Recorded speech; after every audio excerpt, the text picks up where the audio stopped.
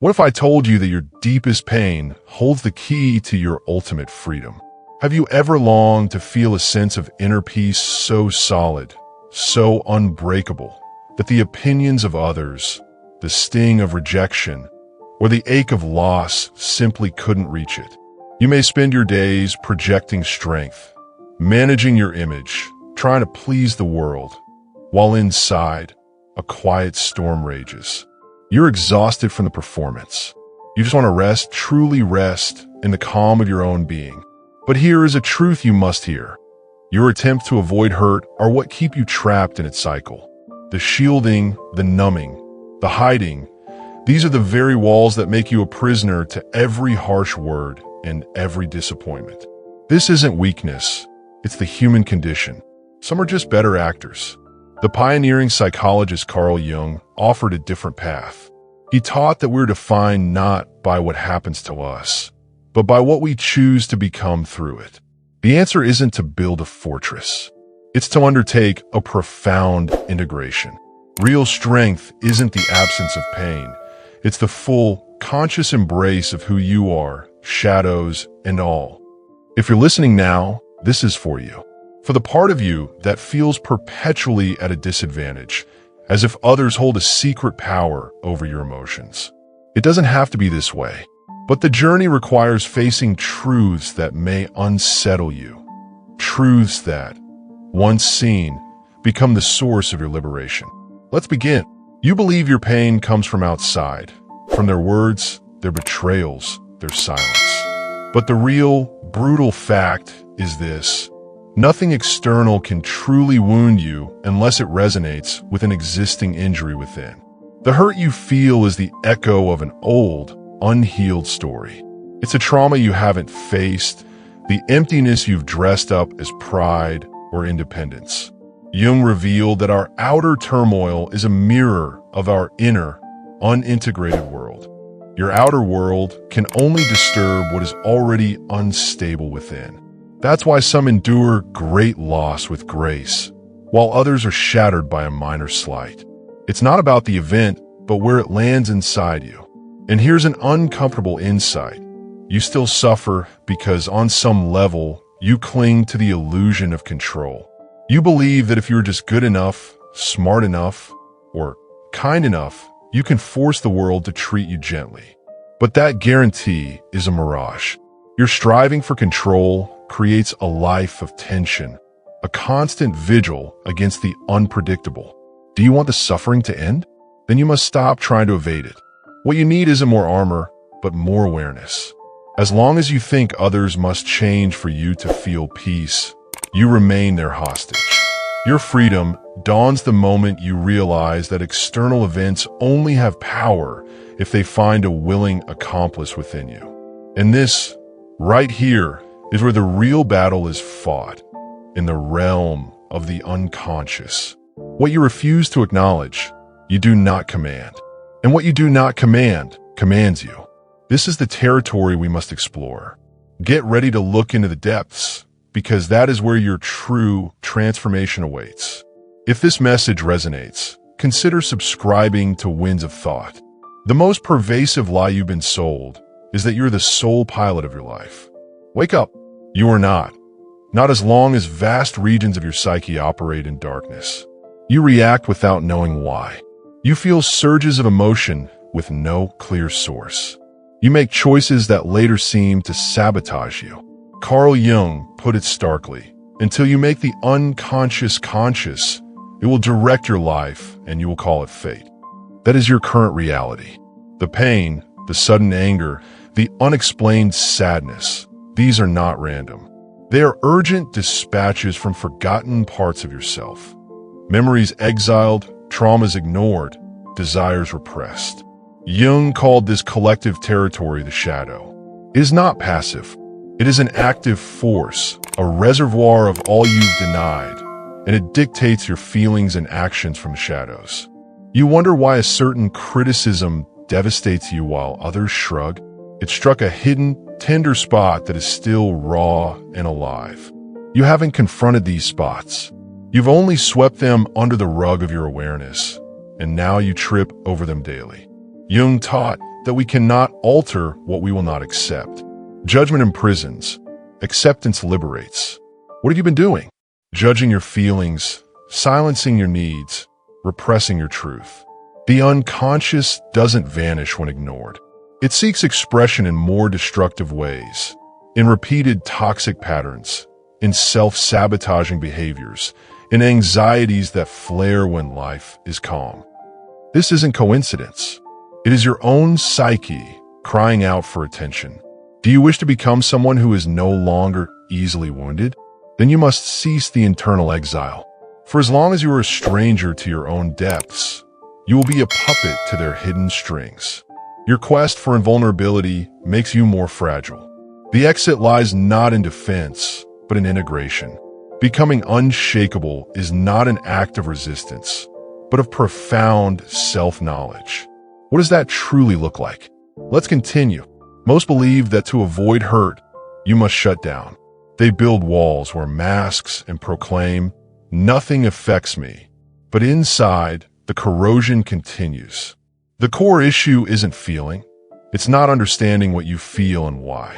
This only happens to those who remain unknown to themselves. True strength is found not in the armor you wear, but in the wounds you befriend. Becoming emotionally resilient has nothing to do with coldness or apathy. It has everything to do with integration, with welcoming home every exiled part of your being. You don't become untouchable by placing a barrier between you and the world. You become untouchable when you realize that no one can threaten what you have already fully embraced within yourself. When you integrate your shadows, your fears, your perceived flaws, you cease to react blindly. You begin to respond from choice. You're no longer a puppet. Jung named this process individuation, becoming who you truly are, not who others expect. It's the reconciliation of light and dark, conscious and unconscious. Individuation is not about perfection, but about wholeness. You don't need to become better. You need to become complete. And here lies the secret. The more you flee from pain, the more it pursues you. The more you try to appear unaffected, the more fragile you become. But when you turn and face your wounds, when you accept the totality of your being, nothing outside holds the power to dismantle you. This path demands courage. The courage to look within, to discard the masks, to feel deeply. It is within your pain that the gateway to transformation is hidden. How can suffering, the very thing you've run from, become the catalyst for your greatest strength? Let's venture deeper. You were taught to see pain as an enemy, a sign of failure. So you run, avoid, and numb. But ignored pain doesn't disappear. It tunnels within, morphing into anxiety, unexplained anger, or a hollow apathy, until one day the ground gives way. Jung saw suffering differently. He viewed it as the soul's messenger, the unconscious sounding an alarm.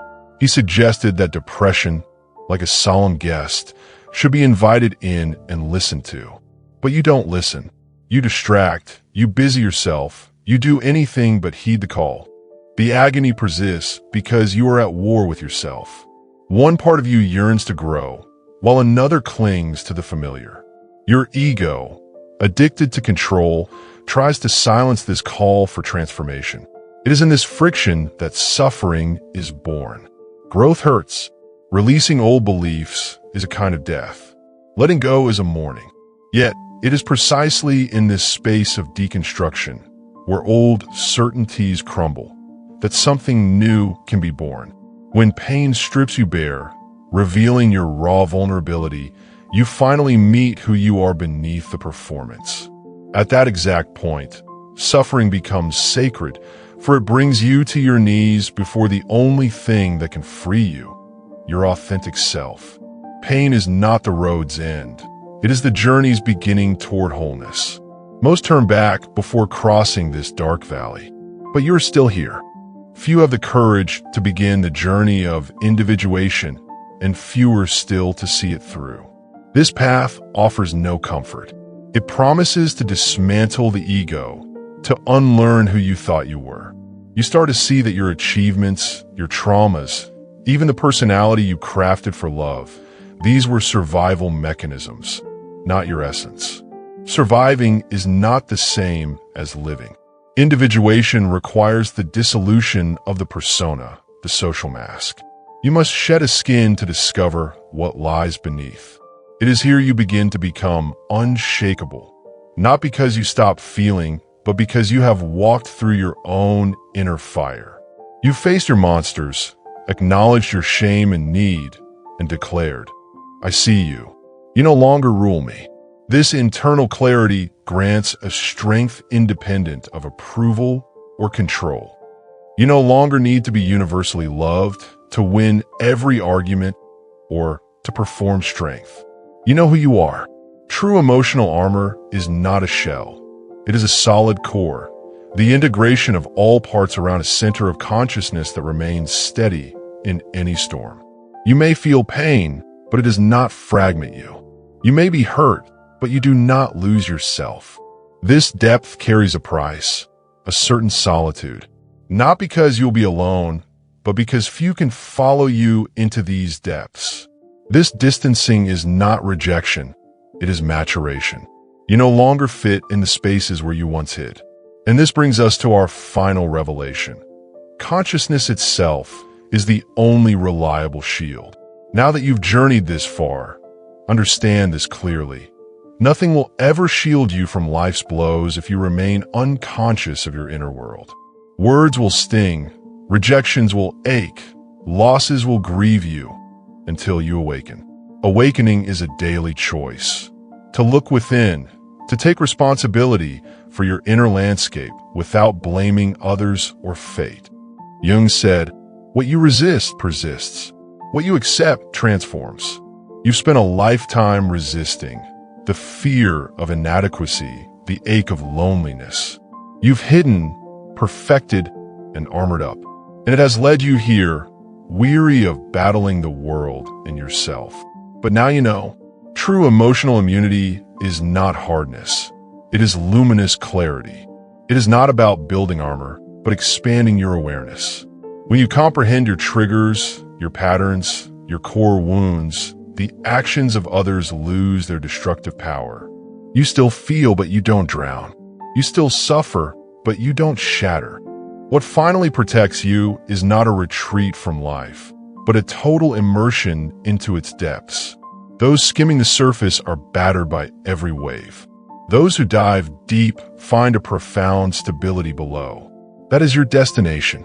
If this exploration has touched something within you, if a new awareness is stirring, I want you to type, "I choose awareness" in the comments below.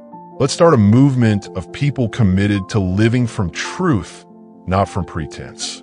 And if you found value here, please support this channel. Give this video a like and subscribe to Winds of Thought. It genuinely helps. Real transformation is a path, not a single step. Our next video is a crucial part of this ongoing journey. To keep growing, you must keep going. I'll see you there.